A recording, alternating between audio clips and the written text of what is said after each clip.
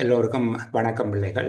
கல்வி பொது தராதர சாதாரணதர பரீட்சைக்கு 2026 இறுதி பகுதியில் தோற்றியிருக்கிற பிள்ளைகளுக்காக தற்பொழுது தரம் 11 பிரவேசித்திருக்கக்கூடிய மாணவர்களுக்காக நடத்தப்படுகின்ற வரலாற்று பாடத்திற்கான வழிகாட்டல் செயலமர்வு தொடரில் இன்றைக்கு 5வது செயலமர்வில் சந்திக்கிறோம். எங்களுடைய ஒரு செயலமர்வு என்பது 2 பாட வேளைகள் என்பதாக நீங்கள் கருதிக் கொள்ளலாம். ஏற்கனவே நாங்கள் 8 பாட வேளைகளை நிறைவு செய்திருக்கிறோம். 8 பாட வேளைகள் என்பது எங்களுடைய 4 செயலமர்வுகளாக இருக்கும். தரம் 11 பாட புத்தகத்தில் இருக்கக்கூடிய முதலாவது பாடம் கைத்தொழில் புரட்சி என்பதாக இருந்தது. கைத்தொழில் புரட்சி தரப்பட்டிருக்கக்கூடிய ஆசிரியர் வழிகாட்டலின் பிரகாரம் 8 பாட வேளைகளில் பூர்த்தி செய்யப்பட வேண்டியது. நான் ஓரளவுக்கு பிள்ளைகளுக்கு தெளிவாக புரியும் வகையில் அந்த விடயத்தை பேசியிருக்கிறேன் என்று நினைக்கிறேன். இன்னும் ஞாபகத்தில் வைத்திருக்க வேண்டும் என்றால் நீங்கள் அந்த விடயங்களை தொடர்ச்சியாக திரும்ப திரும்ப படிக்க வேண்டும். சாதாரண பரீட்சையின் பெறுபேறு எல்லா பாடங்களிலும் A என்பதாக இருக்க வேண்டும் என்றால் அதில் வரலாற்று பாடமும் உண்டு.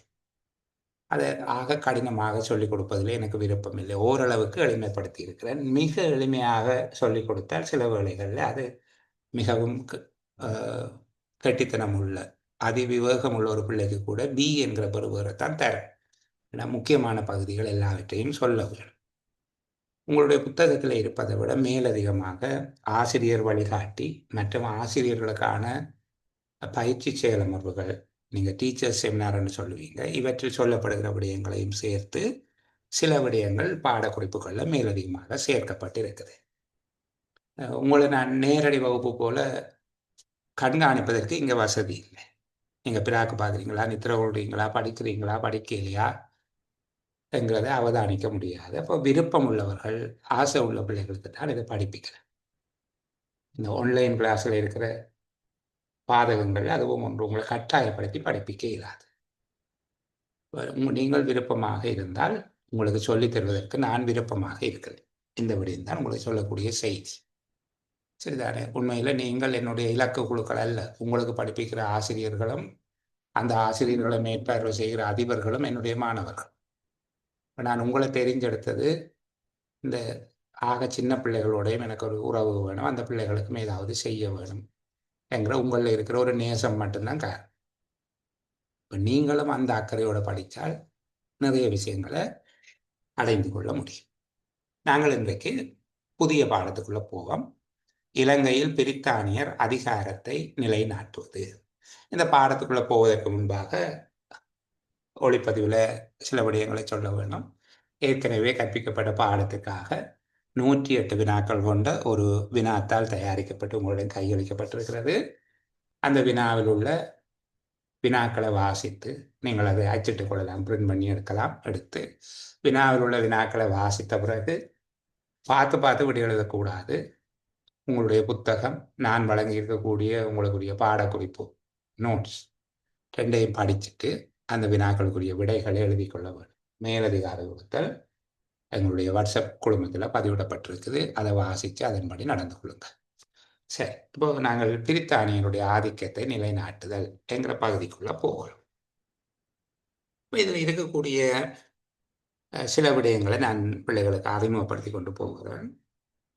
இலங்கையில் தங்களுடைய ஆதிக்கத்தை செலுத்திய ஐரோப்பியர்கள் என்று வருகிற போது போர்த்துகேயர், ஒல்லாந்தர், ஆங்கிலேயர்.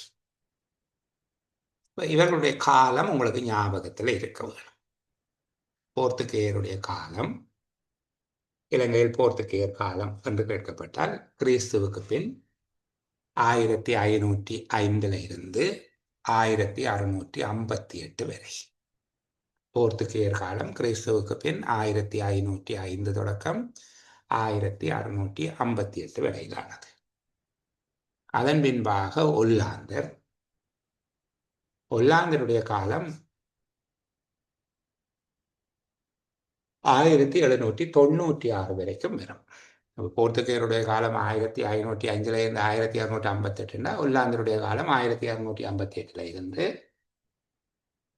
1796 வரையில் வரும். அதற்கு பின்பாக ஆங்கிலேயருடைய காலம் 1796 தொடக்கம் 1948 வரையில். இந்த 3 காலப்பகுதியும் உங்களுக்கு தெரியும். இது அடிப்படையாக வைத்திருக்க வேணும். இதெல்லாம் கடந்த வகுப்புகளில் நீங்கள் படிச்சிருக்கிறீங்க. குறிப்பாக தரம் 10 படிச்சிருக்குது. அதை ஞாபகப்படுத்தி கொண்டு போக வேணும். இங்கு பிரித்தானியர் என்பவர்கள் நாங்கள் ஆங்கிலேயர் என்று அழைக்கிறோம். இவர்கள் ஆங்கில மொழியை பேசியதனால் அவர்கள் ஆங்கிலேயர் என்று குறிப்பிடப்படுகிறார்கள். பிரித்தானியா என்கிற நாட்டை சேர்ந்தவர்கள் நம்ம பிரித்தானியர் என்றும் சொல்லுவோம். ஆங்கில மொழியை பேசியவர்கள் என்றதுனால ஆங்கிலேயர் என்ற பெயர்களையும் சொல்லுவோம். பிரித்தானியருடைய ஆசியாவுக்கான வருகை, ஆசிய கண்டத்துக்கு பிரித்தானியருடைய வருகை தொடர்பாக நாங்கள் பார்க்க வேணும். இதில் இருப்பதை விட மேலதிகமாக நான் பிள்ளைங்களுக்கு சில விடயத்தை சொல்லித்தருகிறேன். நான் அடிக்கடி சொல்லுகிறது ஆசிரியர் வழிகாட்டி கைநூல் மற்றும் ஆசிரியர்களுக்கான செயலமர்வுகளில் பேசப்படுகிற விடயங்கள். புத்தகத்தில் இல்லாதது சொல்லி கூட நான் கொஞ்சம் அழுத்தி அந்த பகுதியை சொல்லித் தருவேன்.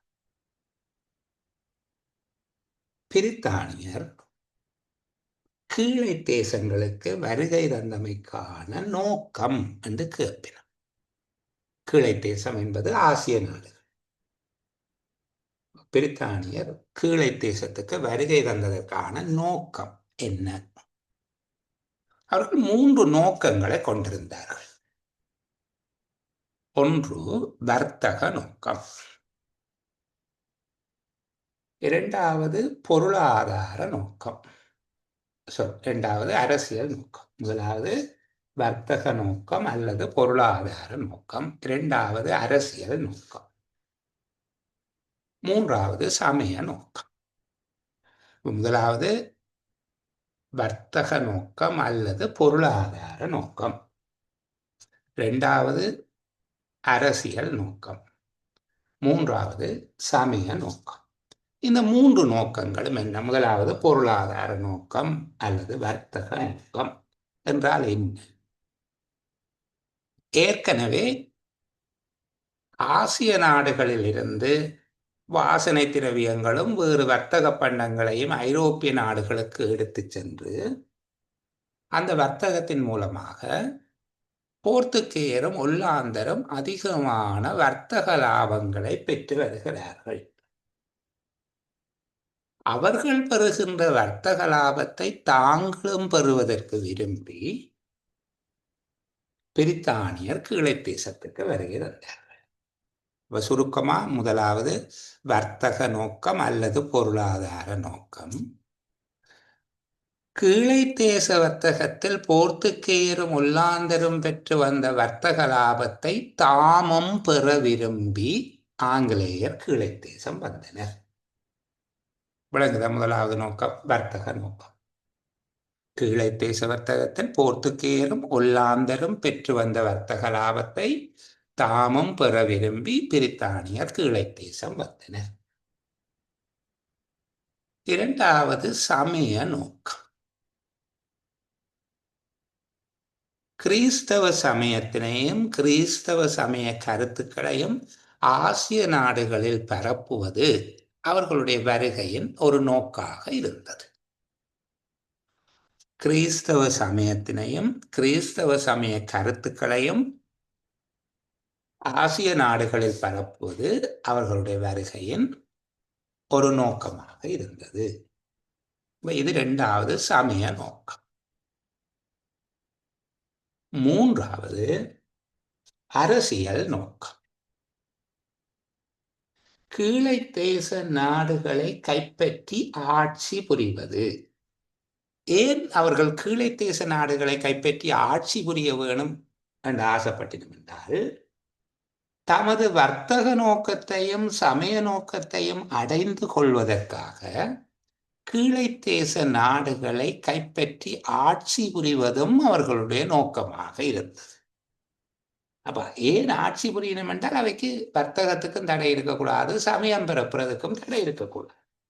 ஆகவே கீழை தேசங்களை கைப்பற்றி ஆட்சி புரிதல். கீழை தேசம், ஆசிய நாடுகள் என்று நான் சொல்லுகிற ரெண்டும் ஒரே சொற்கள் தான், மாறி மாறி பேசும். இப்போ பிள்ளைகளுக்கு இது எளிமையாக விளங்கி இருக்கும். இனி ஞாபகத்தில் வச்சு எழுதக்கூடியதா இருக்கும். பிரித்தானியருடைய கீழை தேச வருகையின் நோக்கங்கள்: ஒன்று சமய நோக்கம், இரண்டாவது வணிக நோக்கம் அல்லது வர்த்தக நோக்கம், மூன்றாவது அரசியல் நோக்கம். நாங்கள் ஒழுங்குல சொல்றது என்றால் முதல் வர்த்தக நோக்கத்தை சொல்றது நல்லாதான். அவருடைய பிரதானமான நோக்கம் வர்த்தக நோக்கம். ஒரு கோடு போட்டுட்டு, கீழை தேச வர்த்தகத்தில் போர்த்துகேயரும் ஒல்லாந்தரம் பெற்று வந்த வர்த்தக லாபத்தை தாமும் பெற விரும்பி பிரித்தானியர் கீழை தேசம் வந்தனர். இரண்டாவது சமய நோக்கம், ஒரு கோடு போட்டு, கிறிஸ்தவ சமயத்தையும் கிறிஸ்தவ வேத கருத்துக்களையும், கிறிஸ்தவ வேதம் என்ற பைபிள் விவிலியம், கிறிஸ்தவ வேத கருத்துக்களையும் கீழை தேசத்தில் பரப்புவது பிரித்தானியருடைய ஆசிய வருகையின் ஒரு நோக்கமாக இருந்தது. மூன்றாவது அரசியல் நோக்கம். சமய நோக்கத்தையும் வர்த்தக நோக்கத்தையும் அடைந்து கொள்வதற்காக கீழை தேச நாடுகளை கைப்பற்றி ஆட்சி புரிவது பிரித்தானியருடைய அரசியல் நோக்கமாக இருந்தது. சரி, இவர்களுடைய ஆசிய வருகை தொடர்பான முக்கியமான விடயங்களை பார்க்கலாம். பிரித்தானியருடைய ஆசிய வருகையின் முக்கியமான விடயங்கள் இதுல பாருங்க. முதலாவது பந்தியில சொல்லப்பட்டிருக்கு, கிறிஸ்துவுக்கு பின் 1600ஆம் ஆண்டு பிரித்தானிய கிழக்கிந்திய வர்த்தக கம்பெனி உருவாக்கப்பட்டது. இது உருவாக்கப்பட்டதனுடைய நோக்கம் ஆசியாவில் வர்த்தகத்தில் ஈடுபடுவது.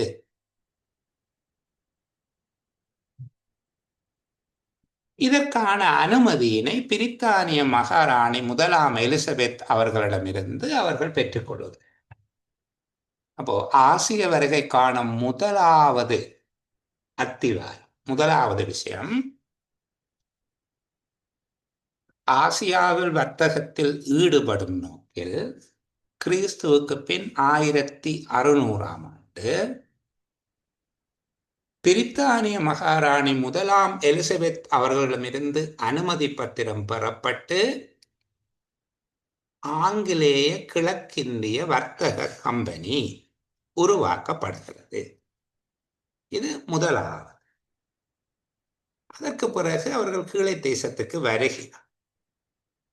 கீழை தேசத்தில் அவர்களுடைய வருகை என்கிறது, முதலாவது வருகை சுமாத்ரா தீவுக்குத்தான் அவர்கள் வருகிறார். பிரித்தானியருடைய வர்த்தக கம்பெனி, பிரித்தானிய கிழக்கிந்திய வர்த்தக கம்பெனியின் முதலாவது கப்பல் சென்றடைந்த இடம், ஆசியாவிற்கு முதலாவது கப்பல் வந்தடைந்த இடம் என்று MCQ கேள்வி கேட்பேன். நான் பெரிய கேள்வியை சொல்லிக் கொண்டு வரேன். இப்போ இதில் இருக்கிற சின்ன பகுதியை பார்க்கும். வர்த்தக கம்பெனியின் முதலாவது கப்பல் குழுவினர் சுமாத்ரா தீவுக்கு சென்று அங்கு தங்களுடைய வர்த்தக நடவடிக்கைகளை தொடங்கினார். அப்ப பிரித்தானியரால முதலாவது வர்த்தக நடவடிக்கை ஆசியாவில் ஆரம்பிக்கப்பட்ட இடம் சுமாத்ரா தீவு. இப்படி உன்னிப்பா வாசிக்கணும். புத்தகத்தை வாசிக்கக்குள்ள இப்படி கவனிச்சு ஒவ்வொரு விடயத்தையும் குறிப்பெடுத்து வாசிக்க வேணும். ஏனென்றால் எங்க எந்த கேள்வியை போடலாம் என்று எங்களுக்கு தெரிய வேணும். கேள்வி கேட்கிறவருக்கு தெரியாத இடமெல்லாம் எங்களுக்கு தெரிய வேணும். பிரித்தானிய கிழக்கிந்திய வர்த்தக கம்பெனியை ஆரம்பிப்பதற்கான அனுமதி பத்திரத்தை வழங்கிய நபரை தொடர்பாக கேட்பேன். பிரித்தானிய கிழக்கிந்திய வர்த்தக கம்பெனி ஆரம்பிப்பதற்கான அனுமதி பத்திரத்தை வழங்கியவர் முதலாம் எலிசபெத் மகாராணி. பிரித்தானிய மகாராணி முதலாம் எலிசபெத். அந்த நேரம் ஞாபகம் வராதப்போ இதுல நாங்கள் ஹைலைட் பண்ண வேண்டிய இடங்கள் இருக்குது. ஆக புத்தகத்துல ஹைலைட் பண்ணக்கூடாது, மனசுல ஹைலைட் பண்ண. பிரித்தானிய கிழக்கிந்திய வர்த்தக கம்பெனி ஆரம்பிப்பதற்கான அனுமதி பத்திரம் வழங்கியது பிரித்தானிய மகாராணி முதலாம் எலிசபெத். பிரித்தானிய கிழக்கிந்திய வர்த்தக கம்பெனி எப்போது ஆரம்பிக்கப்பட்டது? கிறிஸ்துவுக்கு பின் 1600ஆம் ஆண்டு. பிரித்தானிய கிழக்கிந்திய வர்த்தக கம்பெனி ஆரம்பிக்கப்பட்டதன் நோக்கம் ஆசியாவில் வர்த்தக நடவடிக்கைகளில் ஈடுபடுவது. பிரித்தானிய கிழக்கிந்திய வர்த்தக கம்பெனியின் முதலாவது வர்த்தக நடவடிக்கை ஆரம்பிக்கப்பட்ட இடம் சுமாத்ரா தீவு. பிரித்தானிய கிழக்கிந்திய வர்த்தக கம்பெனியினருடைய ஒரு வர்த்தக தூதுக்குழு முதல் இந்தியாவுக்கு வருகிறோம். அதற்கு தலைமை தாங்கியவர் வில்லியம் ஹோக்கின்ஸ்.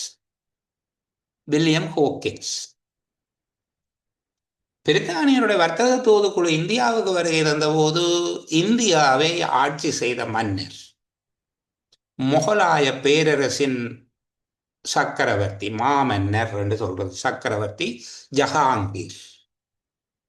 முகலாய பேரரசின் சக்கரவர்த்தி ஜஹாங்கீர் என்பவரோடு தான் முதல் பேச்சுவார்த்தை நடக்குது. அப்ப வந்த குழுவுக்கு தலைமை தாங்கியவர் யார்?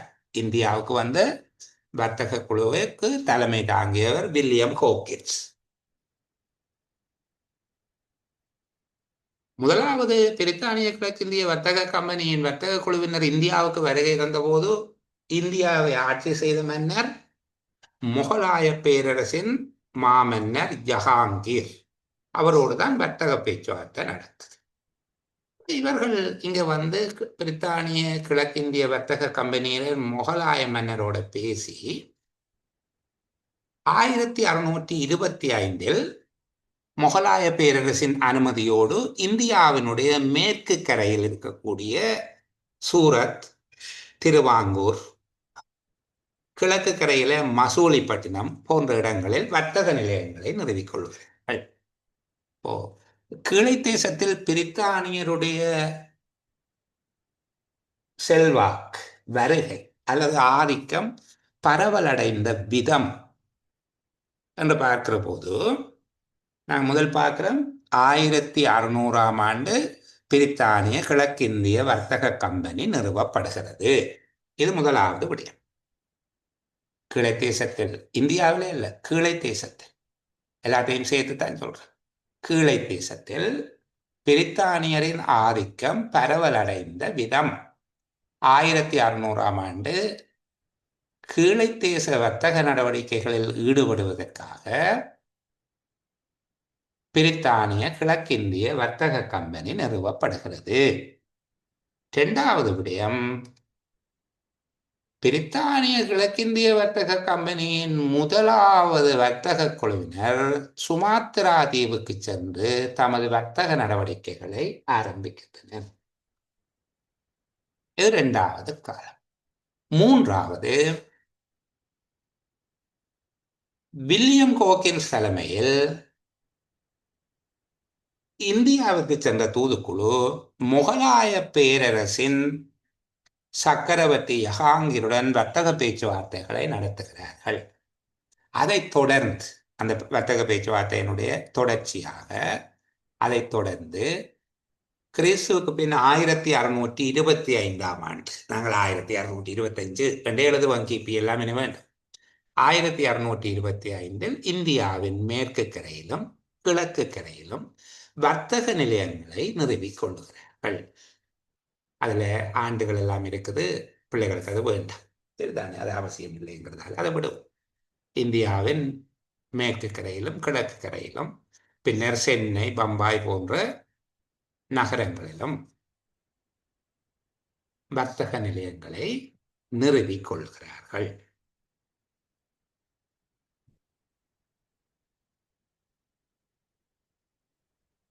பதினேழாம் நூற்றாண்டுல போர்த்துகேயர், ஒல்லாந்தர் ஆகியோர் செல்வாக்கு பெற்றிருந்த காலத்துல அங்க போர்த்துகேயருக்கும் ஒல்லாந்தருக்கும் இடையில யுத்தங்கள் நடந்து கொண்டிருந்தது. அந்த நேரத்துல ஆங்கிலேயர்கள் சில வேளைகள்ல ஒல்லாந்தருக்கு உதவி செய்கிறார்கள். ஒல்லாந்தருக்கும் பிரித்தானியருக்கும் பொது எதிரியாக போர்த்துகேயர் இருந்தார்கள். அந்த போர்த்துகேயருக்கு போர்த்துகேயருக்கு எதிராக யுத்தம் செய்வதற்கு ஒல்லாந்தருக்கு பிரித்தானியர் உதவி செய்தார்கள். ஆனால் இந்த தென்கிழக்கு ஆசியா நாடுகள்ல பிரித்தானியர் செல்வாக்கு பெறுவதை ஒல்லாந்தர் விரும்ப இல்லை. அப்போ தென்கிழக்கு ஆசிய நாடுகள்ல இருக்கிற ஒரு தீவு அம்பொய்னா என்கிற தீவுல ஒல்லாந்தர்கள் ஒரு பிரித்தானியர் அமைத்து வைத்திருந்த சிறு கோட்டை ஒன்றை தாக்கி அங்கே இருந்த பிரித்தானியரை ஆங்கிலேயரை அவர்கள் கொன்று விட்டார். அப்போ பிரித்தானியர் என்ன செய்யணும், அங்க இருந்து சண்டை செய்யறதை விட்டுட்டு நேரடியாக அவர்கள் தென்கிழக்கு ஆசியா பிரதேசத்தில் இருந்து புறப்பட்டு அவர்கள் தங்களுடைய முழு கவனத்தையும் தென்னாசியாவின் மீது, குறிப்பாக இந்தியாவின் மீது செலுத்துகிறார்கள். சரிதானே? அப்போ இந்தியாவின் மீது அவர்களுடைய கவனம், முழுமையான கவனம் செலுத்தப்படுது. இப்போ 3 விஷயம் பிள்ளைகளுக்கு சொல்லி தந்துட்டேன். முதலாவது 1600ஆம் ஆண்டு ஆசிய நாடுகளுடன் அல்லது கீழை தேச நாடுகளுடன் வர்த்தக நடவடிக்கைகளில் ஈடுபடுவதற்காக பிரித்தானிய கிழக்கிந்திய வர்த்தக கம்பெனி நிறுவப்படுகிறது. 2வது சுமாத்ரா தீவு முதலாவது வர்த்தக நடவடிக்கை ஆரம்பிக்கப்பட்டது. அடுத்தது முகலாய பேரரசின் உதவியோடு இந்தியாவில் பிரித்தானியர் வர்த்தக நிலையங்களை நிறுவிக் கொள்கிறார்கள்.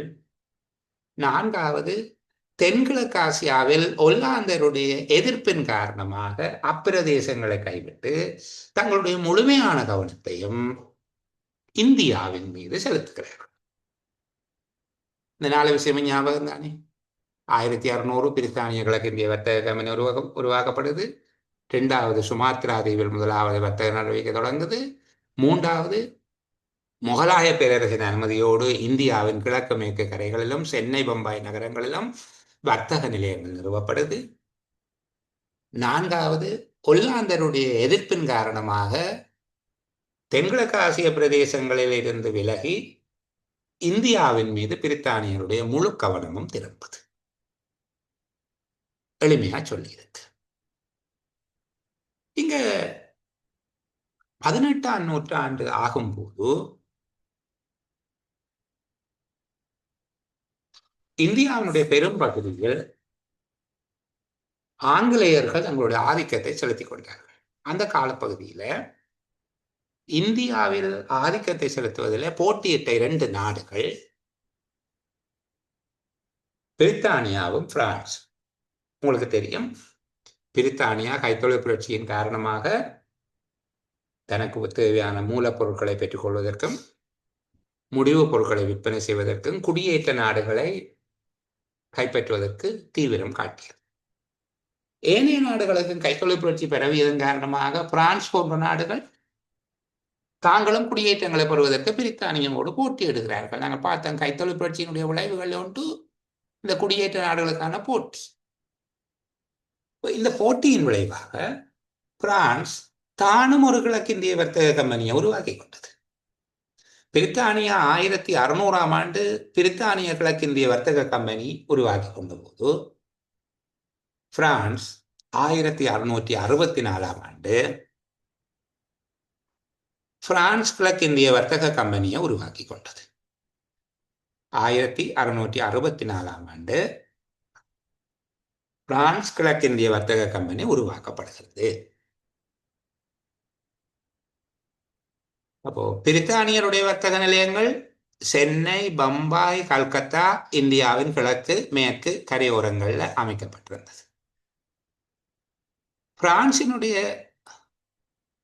வர்த்தக நிலையங்கள் பாண்டிச்சேரி, காரைக்கால், சந்திரநகர் போன்ற இடங்களில் அமைக்கப்பட்டது. அப்போ பிரித்தானியா, பிரான்ஸ் ஆகிய நாடுகளுக்கு இடையில இந்தியாவில் ஆதிக்க போட்டி நிலவியது. இவ்வளவு விடயங்களையும் நாங்கள் கீழை தேசத்தில பிரித்தானியருடைய ஆதிக்கம், அதுபோல இந்தியாவில் பிரித்தானியருடைய ஆதிக்கம் என்கிற 2 தலைப்புகளுக்கு கீழே நாங்கள் பார்த்துக்கொண்டோம். பொதுவாக கீழை தேசத்துல பிரித்தானியருடைய ஆதிக்கம் பரவலடைந்த விதம் என்று கேட்கப்பட்டால் முதலாவதாக நாங்கள் சொல்லணும், பிரித்தானிய கிழக்கிந்திய வர்த்தக கம்பெனி நிறுவப்பட்டது. 1600ஆம் ஆண்டு நிறுவப்பட்ட பிரித்தானிய கிழக்கிந்திய வர்த்தக கம்பெனிக்கு கீழைத்தேச வர்த்தகத்தின் தனி உரிமை முதலாம் எலிசபெத் மகாராணியினால வழங்கப்படுது. இரண்டாவது விடயம், அவர்கள் கீழை தேசத்தினுடைய முதலாவது வர்த்தக நடவடிக்கையினை சுமாத்ரா தீவிலே ஆரம்பிக்கிறார்கள். தங்களுடைய முதலாவது வர்த்தக நடவடிக்கை சுமாத்ரா தீவில் ஆரம்பிக்கிறார். மூன்றாவது, முகலாய பேரரசின் அனுமதியோடு இந்தியாவின் மேற்கு கிழக்கு கரைகளிலும் சென்னை, பம்பாய், கல்கத்தா நகரங்களிலும் வர்த்தக நிலையங்களை நிறுவிக்கொள்கிறார். நான்காவது, தென்கிழக்காசிய நாடுகளில் தங்களுடைய கவனத்தை கைவிட்டு, ஒல்லாந்தருடைய எதிர்ப்பின் காரணமாக தென்கிழக்காசிய நாடுகளில் தங்களுடைய கவனத்தை கைவிட்டு இந்தியாவின் மீது முழு கவனம் செலுத்துகிறார். 18ஆம் நூற்றாண்டு ஆகும்போது ஒல்லாந்து, பிரான்ஸ் ஆகிய நாடுகளை பின்தள்ளி கீழை தேசத்தில் பெருமளவு ஆதிக்கத்தை நிலைநாட்டிக் கொள்கிறார். கீழை தேசத்தில் பெருமளவு ஆதிக்கத்தை நிலைநாட்டிக் கொள்கிறார்கள். இது கீழை தேசத்தினுடைய ஆதிக்கம் பரவலடைந்த விதம். அடுத்த விடயம் பார்த்தாங்க, இந்தியாவில் பிரித்தானியருக்கும் பிரான்சியருக்கும் இடையிலே ஏற்பட்ட அந்த போட்டி சம்பந்தம். 1600ஆம் ஆண்டு பிரித்தானிய கிழக்கிந்திய வர்த்தக கம்பெனி ஆரம்பிக்கப்படுது. அது முகலாய பேரரசினுடைய உதவியோடு இந்தியாவில் வர்த்தக நிலையங்களை நிறுவிக்கொள்கிறது. 1664ஆம் ஆண்டு பிரான்சிய கிழக்கிந்திய வர்த்தக கம்பெனி உருவாக்கப்படுகிறது. பிரான்சிய கிழக்கிந்திய வர்த்தக கம்பெனியும் இந்தியாவில் பாண்டிச்சேரி, காரைக்கால், சந்திரநகர் போன்ற இடங்களில் வர்த்தக நிலையங்களை ஆரம்பிக்கிறது.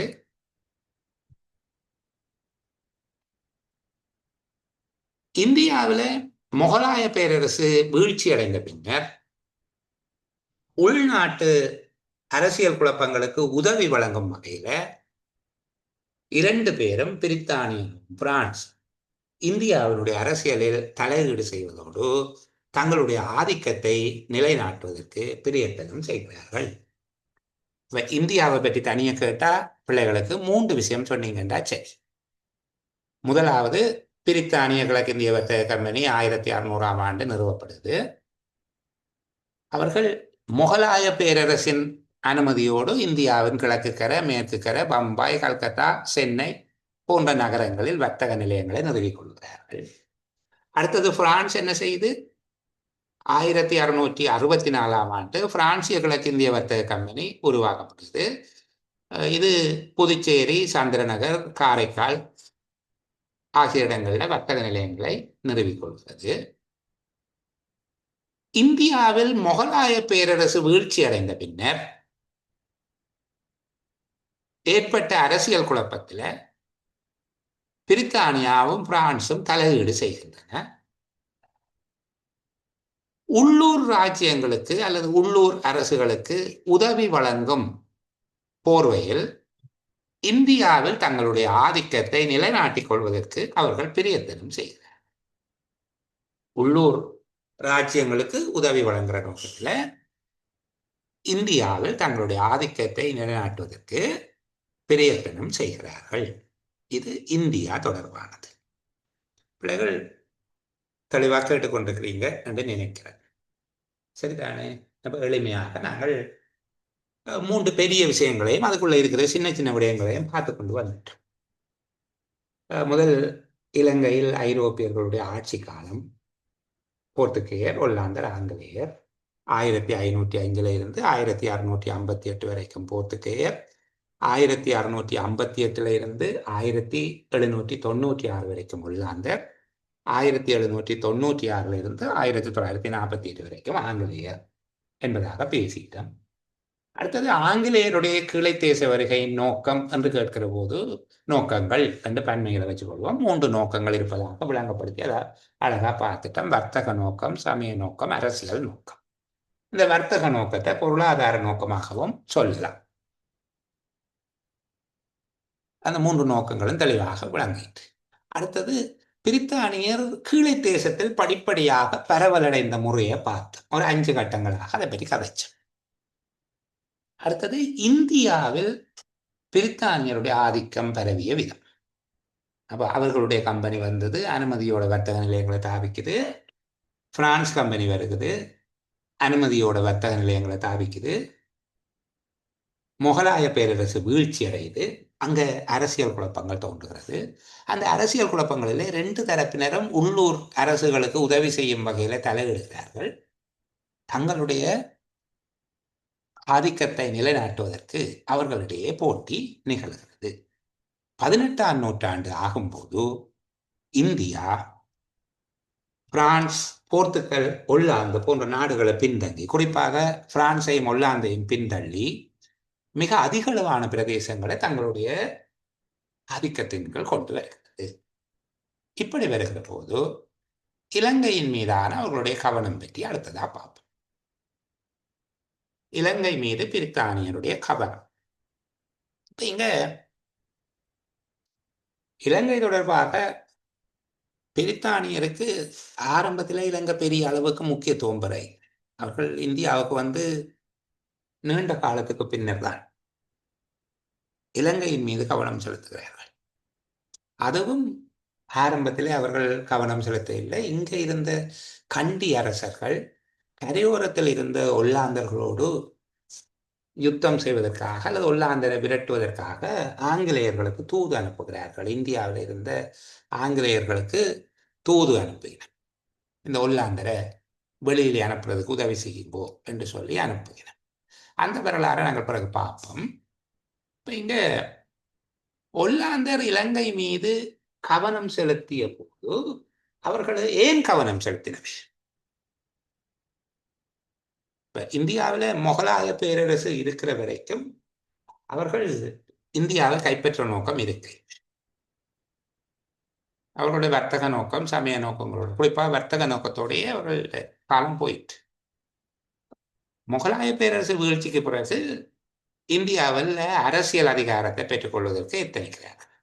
இந்தியாவை கைப்பற்றி ஆட்சி புரிகிற நடவடிக்கையில் அவர் ஈடுபடினார். அந்த நேரத்தில் தான் இலங்கையில அவர்களுடைய கவனம் திரும்பும். அதற்கு பிரதானமான காரணங்கள், இலங்கை மீது பிரித்தானியர் கவனம் செலுத்தியதற்கான பிரதானமான காரணங்கள் இலங்கையின் அமைவிடம், இலங்கையினுடைய அமைவிடம். இரண்டாவது, இலங்கையில் கிடைத்த வர்த்தக பொருட்களின் பெறுமதி வாய்ந்த தன்மை. பெறுமதி வாய்ந்த வர்த்தக பொருட்கள் இலங்கையில் கிடைக்கப்பெற்றது. இந்த அமைவிடம் தொடர்பாக முக்கியத்துவம் பெறுகிற போது அதை 2 விதமாக பார்க்கலாம். ஒன்று இலங்கை அமைந்திருந்த இடம், இரண்டாவது இலங்கையில் அமைந்திருந்த திருகோணமலை என்கிற இயற்கை துறைமுகம். அது 2 பகுதிகளாக பார்க்கலாம். இலங்கையினுடைய அமைவிடம் முக்கியத்துவம் பெறுவதற்கு காரணம், இலங்கை கிழக்கு மேற்கு வர்த்தக பாதையில் ஒரு முக்கியமான இடத்துல, ஒரு கேந்திர நிலையத்திலே அமைந்திருந்தது.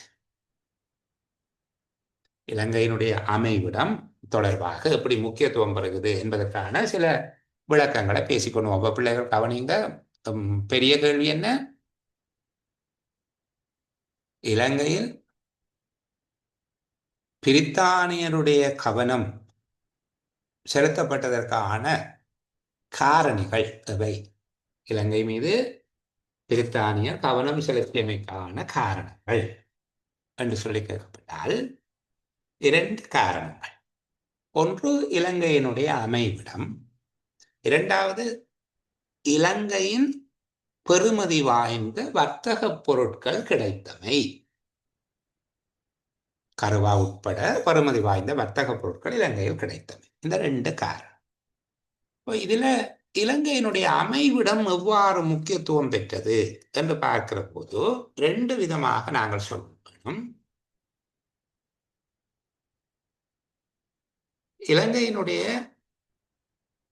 அமைவிடம் என்று பார்க்கிற போது பொதுவாக இலங்கையினுடைய அமைவிடத்தை நாங்கள் பார்ப்போம். அதை விட இங்கு திருகோணமலை துறைமுகத்தின் முக்கியத்துவம் தனியாக பார்க்கும். பிரித்தானியருக்கு இலங்கை முக்கியத்துவம் பெற்றதற்கான காரணங்கள் என்று கேட்கப்பட்டால் நாங்கள் மூன்றாகவும் எழுதலாம். முதலாவது, இலங்கையிலிருந்து பெறக்கூடிய வர்த்தக லாபம். இலங்கையின் கருவாவுக்கு ஐரோப்பாவில் காணப்பட்ட உயர்ந்த மதிப்பு.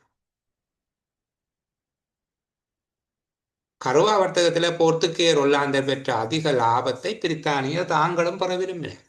அப்போ இலங்கையிலிருந்து பெறக்கூடிய வர்த்தக லாபம், அல்லது நாங்கள் புத்தகத்தில் இருக்கிற மாதிரியே எழுதுவதாக இருந்தால், இலங்கையில் கருவா உட்பட பெறுமதி வாய்ந்த வர்த்தக பொருட்கள் கிடைக்க பெற்றமை.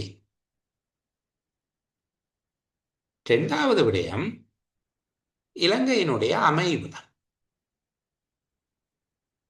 அல்லது இலங்கையின் நிலைய முக்கியத்துவம்.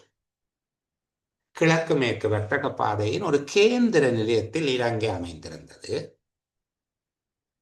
இந்தியாவின் கிழக்கு மேற்கு கரையோர வர்த்தக நடவடிக்கைகளை கட்டுப்படுத்தக்கூடிய ஒரு நிலையமாக இலங்கை காணப்பட்டது.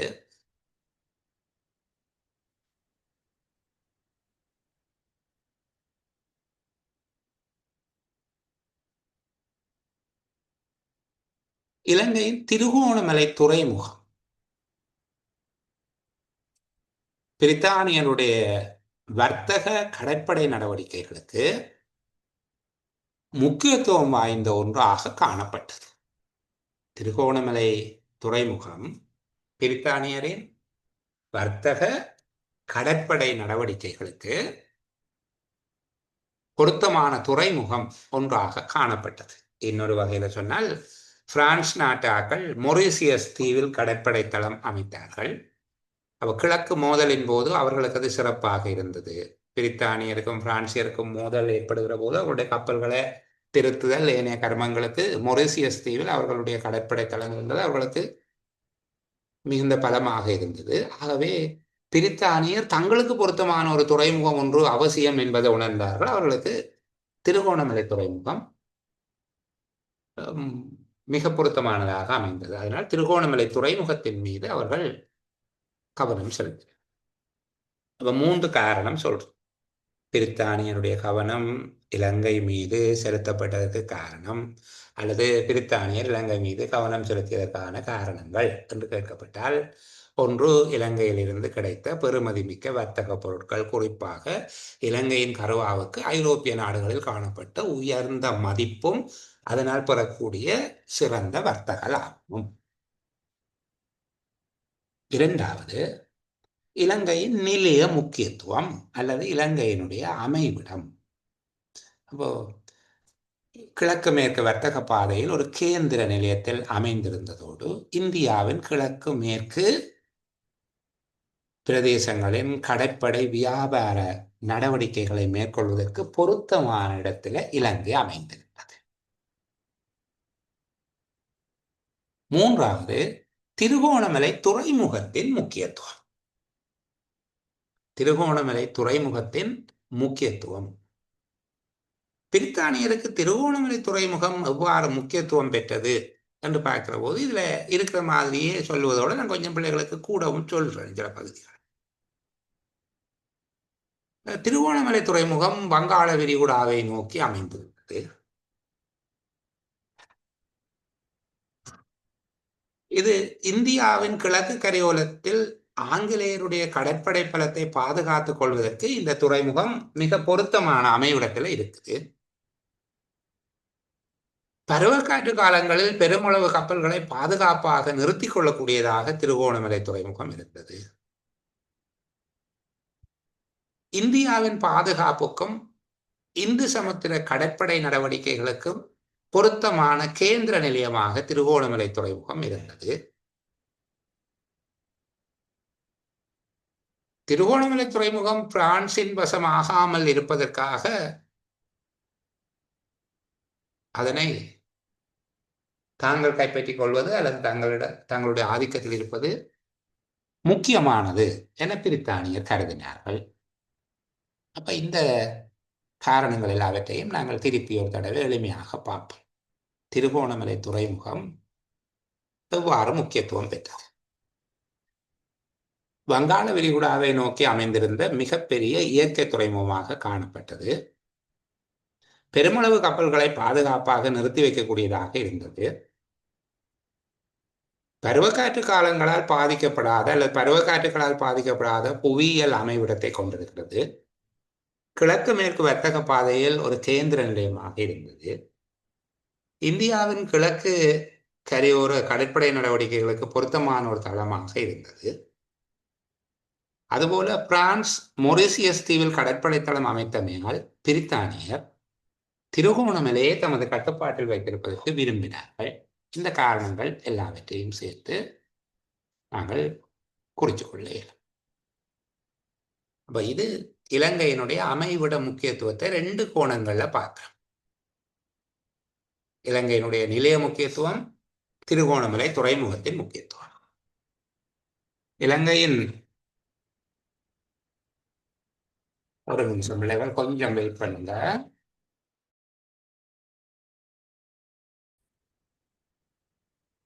சரி பிள்ளைகள், நாங்கள் தொடர்ந்து பேசுவோம். அப்போ இது வரைக்கும் பேசின இந்த கடைசி விஷயத்தின் சாராம்சத்தை ஒருக்கா பேசுவோம். இடையில் ஒரு சின்ன இடைவெளி விட்டிருக்கிறபடியால பிரித்தானியர் இலங்கை மீது கவனம் செலுத்தியதற்கான காரணங்கள் என்று கேட்கிற போது பிரதானமான காரணிகளாக 2 விடயங்களை சொல்லலாம். நான் வசதி கருதி முதலாவத வர்த்தக பொருட்களாக எடுத்துக்கொள்கிறேன். இலங்கையில் பெறுமதி வாய்ந்த வர்த்தக பொருட்கள் கிடைத்தமை முதலாவது காரணம்.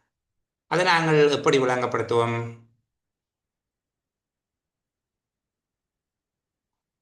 இலங்கை கருவா உட்பட வாசனை திரவியங்களுக்கு புகழ்பெற்ற நாடாக இருந்தது. இலங்கையின் வாசனை திரவியங்களுக்கு ஐரோப்பிய சந்தையில உயர்ந்த கேள்வி காணப்பட்டது. கருவா வியாபாரத்துல அந்த காலத்தில் ஒல்லாந்தர்கள் அதிக அளவு லாபம் ஈட்டுவதை ஆங்கிலேயர் தெரிந்து வைத்திருந்தார்கள். ஆகவே இலங்கையின் கருவா வியாபாரத்திலிருந்து ஒல்லாந்தர் பெற்று வந்த வர்த்தக லாபத்தை அல்லது கருவா வியாபாரத்தின் தனியுரிமையை தாங்கள் கையேற்பதற்கும், இலங்கையில இருந்து மிளகு, ஏலம், கராம்பு, முத்து, ரத்தினக்கல், யானை தந்தம் போன்ற வர்த்தக பொருட்கள் ஐரோப்பாவில் பெறுமதி மிக்கவையாக காணப்பட்டமையினாலையும் ஆங்கிலேயர் இலங்கையின் அரசியல் அதிகாரத்தை கைப்பற்றிக் கொள்வதிலே கவனம் செலுத்தினார்கள். அப்ப முதலாவது காரணம் என்ன? இலங்கையின் பெறுமதி வாய்ந்த வர்த்தக பொருட்கள் அவர்களுடைய கவனம் திரும்பியதுக்கு காரணம். பிரதானமாக இலங்கையின் கருவா ஐரோப்பாவில் புகழ் பெற்றதாக இருந்தது. அங்கு இலங்கையின் கருவாவுக்கு மிகச்சிறந்த கேள்வி இருந்தது. ஒல்லாந்தர் அதன் மூலமாக அதிக வர்த்தக லாபத்தை பெற்று வருவதை ஆங்கிலேயர் அறிந்திருந்தார்கள். இந்த கருவா வியாபாரத்தை தாங்கள் கைப்பற்றிக் கொள்வதற்கும், அதற்கு மேலதிகமாக மிளகு, ஏலம், கராம்பு, முத்து, ரத்தின கற்கள், யானை தந்தம் போன்றவற்றை பிரித்தானிய வியாபாரத்தில் ஈடுபடுவதன் மூலமாக அதிக லாபம் பெறுவதற்கும் அவர்கள் விரும்பினார்கள். இது முதலாவது காரணம். அப்போ வர்த்தக லாபம் பெற விரும்பியமை அல்லது இலங்கையின் பெறுமதி வாய்ந்த வர்த்தக பொருட்கள் காணப்பட்டமை. இதுக்கு விளக்கம் பிள்ளைகளுக்கு எழுதியது. இலங்கையினுடைய கருவாக்கு ஐரோப்பாவில் மிகச்சிறந்த கேள்வி இருந்தது. இதில் ஒல்லாந்தர் அதிக லாபத்தை பெற்றார்கள். அந்த வணிகத்தை தாம் கைப்பற்றுவதற்கு பிரித்தானியர் விரும்புகிறார்கள். அதற்கு மேலதிகமாக மிளகு, ஏலம், கராம்பு, முத்து, ரத்தினக்கல், யானை தந்தம் போன்றவற்றிலிருந்தும் சிறந்த லாபம் பெறுவதற்கான வாய்ப்பினை பயன்படுத்திக் கொள்வதற்கு விரும்புகிறார்கள். 2வது காரணம் இலங்கையினுடைய அமைவிடம் அல்லது நிலைய முக்கியத்துவம் என்று பார்க்கிறார்கள். இலங்கையினுடைய நிலைய முக்கியத்துவம் அல்லது அமைவிட முக்கியத்துவம் என்று வருகிற போது இலங்கை இந்தியாவுக்கு அருகில் அமைந்திருந்தது. கிழக்கு மேற்கு வர்த்தக பாதையில் ஒரு முக்கியத்துவம் வாய்ந்த இடத்தில், கேந்திர முக்கியத்துவம் வாய்ந்த இடத்துல இருந்தது. இந்தியாவின் கரையோர கடற்படை வியாபார ஆதிக்கத்தை நிலைநாட்டுவதற்கு பொருத்தமான இடமாக இலங்கை காணப்படுகிறது. இந்தியாவின் கிழக்கு மேற்கு பிரதேசங்களை கண்காணிக்கக்கூடியதாக, இலங்கை பொருத்தமான அமைவிடும். இதைத்தான் சொல்லுகிறோம். இலங்கை இந்தியாவின் கடற்பிரதேசங்கள், கடற்கரையோர பிரதேசங்கள், கிழக்கு மேற்கு கரையோரங்களை கட்டுப்படுத்துவதற்கு, ஆதிக்கம் செலுத்துவதற்கு இலங்கை பொருத்தமானதாக இருந்தது. இலங்கை சிறந்த இயற்கை துறைமுகமான திருகோணமலையை கொண்டது. இது அமைவிட முக்கியத்துவம். அதுக்குள்ள மூன்றாவதாக ஒரு கேள்வி கேட்பினோம். திருகோணமலை துறைமுகம் பிரித்தானியர் கவனம் செலுத்தியதுக்கு என்ன காரணம்? திருகோணமலை துறைமுகத்தின் மீது பிரித்தானியர்கள் கவனம் செலுத்தப்பட்டதுக்கு என்ன காரணம்? திருகோணமலை துறைமுகம் வங்காள விரிகுடாவை நோக்கி ஒரு சிறந்த இயற்கை துறைமுகமாக இருந்தது. இந்தியாவின் கிழக்கு கரையோரத்தில் ஆங்கிலேயருடைய கடற்படை பலத்தை பாதுகாத்து கொள்ள திருகோணமலை துறைமுகத்தின் அமைவிடம் முக்கியத்துவமானதாக இருந்தது. பருவக்காற்று காலத்தில் பெருமளவு கப்பல்களை பாதுகாப்பாக நிறுத்தி கொள்ளக்கூடிய சிறந்த துறைமுகமாக இது அமைந்திருந்தது. இன்னும் ஒரு காரணம், பிரான்சியர் மொரிசியஸ் சிவில் கடற்படைத்தளம் அமைத்தமையினால் திருகோணமலையில் ஆதிக்கம் செலுத்துவது பிரித்தானியருக்கு முக்கியமாக இருந்தது. இதை பிரான்சின் கைக்கு போகவிட்டால் அவைக்கு மிகப்பெரிய பலவீனமாக போய்விடும். பிரான்சியர் மொரிசியஸ் தீவில் கடற்படைத்தளம் அமைத்தமையினால் பிரித்தானியருக்கு திருகோணமலை துறைமுகம் முக்கியத்துவம் பெற்றது. இந்த காரணங்களை திருகோணமலை துறைமுகம் முக்கியத்துவம் காரணம் என்ன என்று நாங்கள் பார்க்கணும். இனி இலங்கையோடு பிரித்தானியருக்கு உறவு என்பது கண்டி ராஜ்யத்துடனான தொடர்பாக ஆரம்பிக்குது. நான் இந்த கண்டி ராஜ்யத்தினுடைய ஆரம்ப கால தொடர்பை பிள்ளைகளுக்கு சொல்லிட்டு நிறைவு செய்வோம். சரிதானே? இதுல கண்டி மன்னனுடைய விருப்பத்தின் பேரில் ஒல்லாந்தரை வெளியேற்றுவதற்காக பிரித்தானியருடைய உதவி நாடி பிரித்தானியருக்கு தூதுவர் அனுப்பப்படுகிறது. இங்கு இந்தியாவிலே அப்போது ஆதிக்கத்தை செலுத்தியவர்கள் ஆங்கிலேயர்களும் பிரான்சியர்களும். அப்போ கண்டி மன்னன் கீர்த்தி ஸ்ரீ ராஜசிங்கன் இந்தியாவில் இருந்த ஆங்கிலேயர்களிடமும் பிரான்சியர்களிடமும் ஒல்லாந்தரை வெளியேற்றுவதற்கான உதவியை பெறுவதற்கான தூதுவர்களை அனுப்புகிறார். இதுல ஒரு கேள்வி, சின்ன கேள்வி இருக்குது. கீர்த்தி ஸ்ரீ ராஜசிங்க மன்னினால் ஒல்லாந்தரை வெளியேற்றுவதற்கான உதவி கோரப்பட்ட நாடுகள் ஒன்று பிரான்ஸ், இரண்டாவது பிரித்தானியா. இந்த ரெண்டு தரப்பினரிடமும் உதவி கோரப்படுகிறது. இந்த காலப்பகுதியில் கண்டி மன்னனை சந்திப்பதற்காக ஆங்கிலேய தூதுக்குழுக்கள் வருகினம். குறிப்பாக 3 தூதுக்குழுக்கள் இங்க வந்தார். அதில் முதலாவது 1762 யோன் பைபஸ் தூதுக்குழுவினர், 1782 ஹியூபொயிட் தூதுக்குழுவினர். இந்த யோன் பைபஸ் கீர்த்தி ஸ்ரீ ராஜசிங்க மன்னனுடைய காலத்தில் கண்டிக்கு வருகிறது. கண்டி மன்னர்களுடைய காலம் நாங்கள் பார்க்க வேணும். நான் கண்டி ராஜ்யம் சொல்லுகிற போது சேனா சமத விக்ரமபாகுல தொடங்கி உங்களுக்கு கண்டி மன்னர்களுடைய காலம் படிப்படியாக சொல்லித்தாரன். இப்போ அதை குழப்பிக்கொள்ள வேண்டாம். 1762 ஆண்டு யோன் பைபஸ் தூதுக்குழுவினர் இங்கு வருகிறார்கள். கீர்த்தி ஸ்ரீ ராஜசிங்க மன்னன் ஆட்சியாளராக இருக்கிறான். அவர்களிடம் ஒல்லாந்தரை வெளியேற்றுவதற்கான உதவி கோரப்பட்டது. அது பெரிய அளவுக்கு பயனளிக்க இல்லை. ஏன் பயனளிக்க இல்லை என்று பிறகு சொல்லுகிறேன். அடுத்ததாக ஹியூபொயிட் தூதுக்குழுவினர் ராஜாதி ராஜசிங்க மன்னனுடைய காலத்தில் வருகிறார்கள். இந்த 2 பேருடைய வருகை, யோன் பைபஸினுடைய வருகையும் ஹியூபொயிட்டினுடைய வருகையும் பெருமளவுக்கு வெற்றி அளிக்க இல்லை. அவர்களுடைய வருகையின் நோக்கம் இலங்கையுடன் வர்த்தக தொடர்புகளை ஏற்படுத்திக் கொள்வதாக இருந்தது.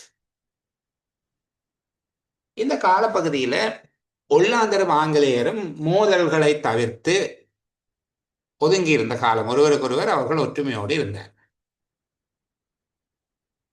திருகோணமலை துறைமுகத்தை பயன்படுத்துவதற்கு பிரான்ஸ் நாட்டவருக்கு ஆங்கிலேயர்கள் அனுமதியும் அளித்திருந்தார். சொல்லு, ஆங்கிலேயர்கள் பயன்படுத்துவதற்கு ஒல்லாந்தர்கள் அனுமதியும் அளித்திருந்தார். திருகோணமலை துறைமுகத்தை ஆங்கிலேயர்கள் பயன்படுத்துவதற்கு ஒல்லாந்தர்கள் அனுமதியும் அளித்திருக்கிறார். ஆகவே இந்த நேரத்தில் ஒல்லாந்தருக்கு எதிராக யுத்தம் செய்வதற்கு அவர்கள் விரும்பவில்லை. அப்ப தங்களுக்கு உதவி செய்யாத ஆங்கிலேயரோடு வர்த்தக நடவடிக்கைகளை மேற்கொள்வதற்கு கண்டி மன்னர்கள் விரும்பவில்லை. ஆகவே யோன் பைபஸ், கியூபொயிட் தூதுக்குழுக்களினுடைய வருகையினால சாதகமான விளைவுகள் ஏற்படவில்லை. இந்த விடயத்தை வச்சுக்கொண்டு பிள்ளைகளுக்கு ஒரு விடயம் விளங்கப்படுத்த வேண்டி இருக்குது. யோன் பைபஸ் தூதுக்குழுவினர், கியூபொயிட் தூதுக்குழுவினர், இந்த 2 தூதுக்குழுவினருடைய வருகையும் வெற்றி அளிக்காமைக்கான காரணங்கள். ஒன்று, அவர்களுடைய வருகை நிகழ்ந்த காலத்தில் ஒல்லாந்தரும் பிரித்தானியருக்கும் இடையில ஒற்றுமை நிலைமை காணப்பட்டது. இரண்டாவது, திருகோணமலை துறைமுகத்தை ஆங்கிலேயர் பயன்படுத்துவதற்கு ஒல்லாந்தர் இடமளித்திருந்தனர். மூன்றாவது, இந்த நிலைமையின் காரணமாக ஒல்லாந்தருக்கு எதிராக கண்டி ராஜ்யத்துக்கு உதவுவதற்கு பிரித்தானியர் விரும்பவில்லை. தமக்கு உதவி செய்யாத இனத்தவரோடு வர்த்தக நடவடிக்கைகளை மேற்கொள்வதற்கு கண்டி மன்னர்கள் விருப்பு கொள்ளவில்லை. இந்த 4 காரணங்களின் அடிப்படையில் யோன் பைபஸ், கியூபொயிட் தூதுக்குழுக்களின் வருகையினால் எவ்விதமான சாதகமான விளைவுகளும் ஏற்படவில்லை. விளங்குதா சொல்றது? யோன் பைபஸ், கியூபொயிட் தூதுக்குழுக்களினுடைய வருகையினால் இலங்கையில் எவ்விதமான சாதக மாற்றங்களும் ஏற்படாததற்கு என்ன காரணம்? ஒன்று, அந்த காலத்தில் பிரித்தானியரும் ஒல்லாந்தரும் ஒற்றுமையாக இருந்தது. 2வது, திருகோணமலை துறைமுகத்தை ஒல்லாந்தர் பயன்படுத்துவதற்கு, பிரித்தானியர் பயன்படுத்துவதற்கு ஒல்லாந்தர் அனுமதி வழங்கியிருந்தார். முதலாவது, பிரித்தானியரும் ஒல்லாந்தரும் ஒற்றுமையாக இருக்கணும். 2வது, பிரித்தானியர் திருகோணமலை துறைமுகத்தை பயன்படுத்துவதற்கு ஒல்லாந்தர்கள் அனுமதி வழங்கியிருந்தார்கள். 3வது, ஒல்லாந்தருக்கு எதிராக கண்டி மன்னனுக்காக ஒரு யுத்தத்தில் ஈடுபடுவதற்கு ஆங்கிலேயர் விரும்பவில்லை. 4வது, ஒல்லாந்தரை வெளியேற்றுவதற்கு உதவி செய்யாத பிரித்தானியரோடு வர்த்தகத்தை மேற்கொள்வதற்கு கண்டி மன்னர்கள் விரும்பவில்லை. இந்த காரணங்களினால யோன் பைபஸ் தூதுக்குழு, கியூபொயிட் தூதுக்குழு ஆகியோருடைய வருகையினால எவ்விதமான சாதகமான விளைவுகளும் தோன்றியிருக்கவில்லை. இதன் பின்பாக 1795 இலங்கையில மாற்றத்தை ஏற்படுத்திய ராபர்ட் ஆண்ட்ரூஸினுடைய வருகை இருக்குது. இந்த ராபர்ட் ஆண்ட்ரூஸினுடைய வருகை தொடர்பாக அடுத்த சேலங்களில் பிள்ளைகளுக்கு சொல்லித் தருகிறேன். இதுவரைக்கும் கதைத்த விஷயங்கள் தொடர்பாக ஏதாவது விளங்காமல் இருந்தால் கலந்துரையாடலுக்காக ஆஃப் ரெக்கார்டிங்கில் உங்களுக்காக காத்திருக்கிறேன். விடைபெறுகிறவர்களுக்கு பாய் பாய், குட் நைட்.